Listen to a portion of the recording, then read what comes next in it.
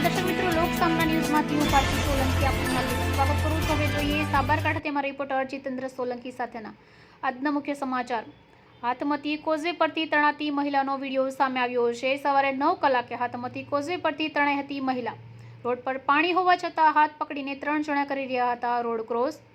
સ્થાનિક લોકોએ ના પાડવા છતાં મહિલા અને 2 લોકો ગયા હતા પાણીમાં। અચાનક જ મહિલા પડતા સીધી પાણીમાં તણાઈ।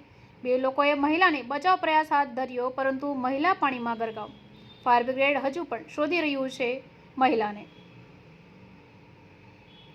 હવે ફરી મળીશું એક નવા સમાચાર સાથે, ત્યાં સુધી જોતા રહો લોક સામના ન્યૂઝ।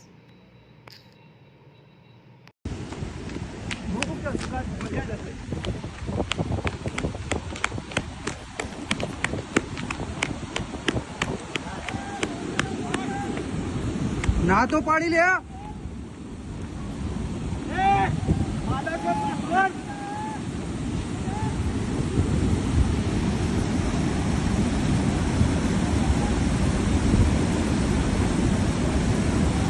सही नहीं चले